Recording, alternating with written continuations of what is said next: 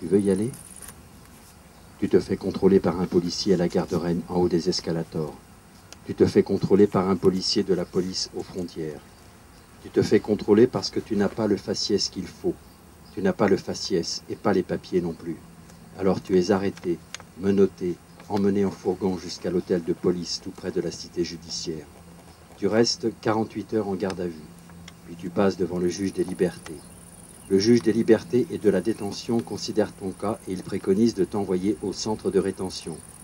Tu es donc amené en fourgon grillagé au centre de rétention administrative. Tu sors de l'hôtel de police, tu montes dans le fourgon. Tu ne vois pas le paysage, mais tu passes par la même route que le piéton qui part de l'air libre. Tu passes par la même route que le bus numéro 57. La gendarme et l'architecte sur le terrain de golf du Temple du Cerisier à Saint-Jacques-de-la-Lande. Sur le tit du trou numéro 1, parcours 9 trous par 32. À l'ouest du terrain où est construit le centre de rétention.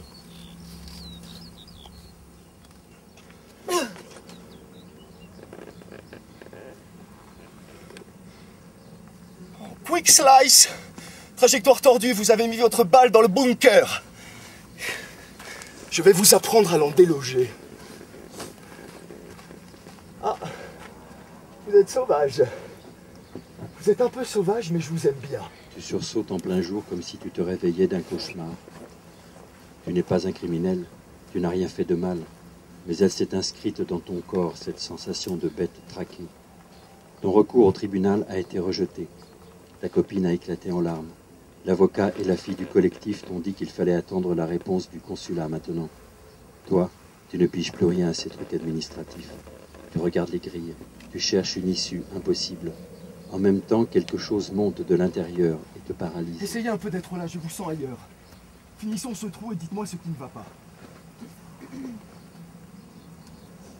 J'ai fait une chose qui ne me ressemble pas.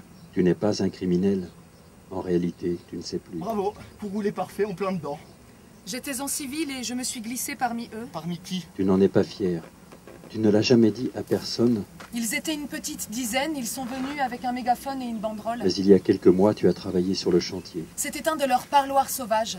Ils se sont postés contre les grilles et ils ont appelé les retenus pour les faire parler des conditions de rétention. Pour les faire parler de nous, de comment nous, les gendarmes, on les traite dans le centre. Ah, vous avez fait un peu d'espionnage, ça me rassure sur votre cas. Quand tu as besoin d'argent, le bâtiment, c'est le créneau idéal. Je m'anesthésie. Ici, je m'anesthésie, c'est ça.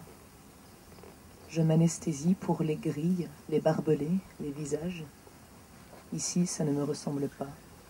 C'est l'image du livre d'histoire qui remonte. Toute la journée dans l'image du livre d'histoire. Vous délirez, mon petit. Allons, allons. Enfoncez-vous. Laissez l'herbe du fairway se mêler à vos cheveux. Respirez. Respirez doucement. Oui, comme ça. Je vais vous dire une chose. La plupart des centres de rétention de France sont vétustes, exigus, mal aménagés. J'en ai visité plusieurs durant la phase de prospection, j'ai vu des choses abominables, je peux vous le dire. Alors j'ai fait de mon mieux avec les contraintes, en accord avec Isatec et GTB Construction. Ici, tout est flambant neuf, rationnellement conçu, spacieux, prévu pour que les conditions de rétention soient les plus dignes et les plus humaines possibles. Et vos livres d'histoire n'ont pas l'apanage des grilles et des barbelés. Depuis le premier moment, depuis que tu as passé la frontière, tu t'es mélangé. Ces étrangers en voie d'expulsion, ils sont retenus et pas détenus, vous êtes la première à le savoir. Un centre de rétention n'est ni une prison, ni un camp. Vous savez comme moi ce que signifie rétention d'un point de vue médical. Ce phénomène qui fait s'accumuler dans une cavité une substance qui, pour le bon fonctionnement de l'organisme, devrait normalement en être évacuée. De l'eau, de l'urine, que sais-je encore. Tu t'es mélangé quand tu as respiré pour la première fois l'air pollué de la grande ville, que tu as marché dans la foule. Tu t'es mélangé à la langue quand tu as pris les cours au centre social. Tu as étiré les lèvres et la mâchoire. Le pays est comme un organisme.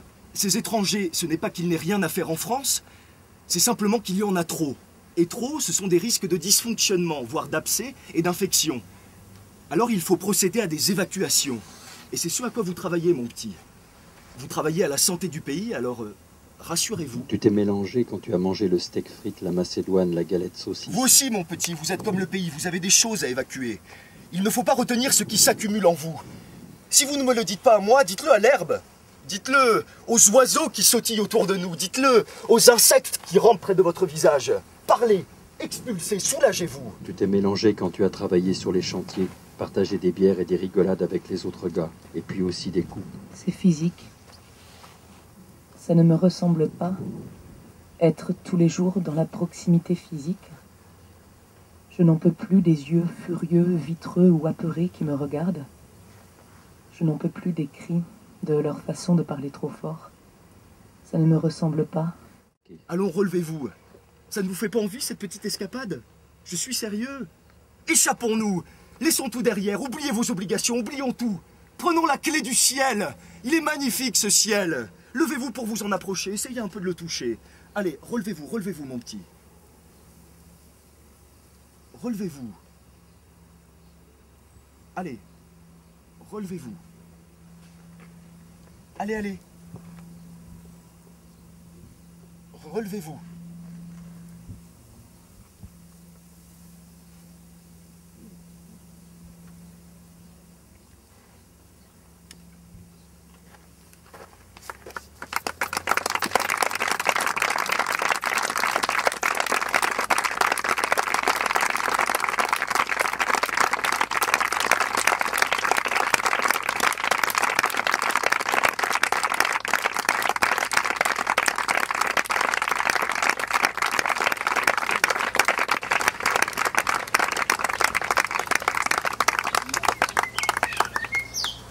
Nous allons à présent monter dans l'aérobus et ne serons de retour qu'à 21h45.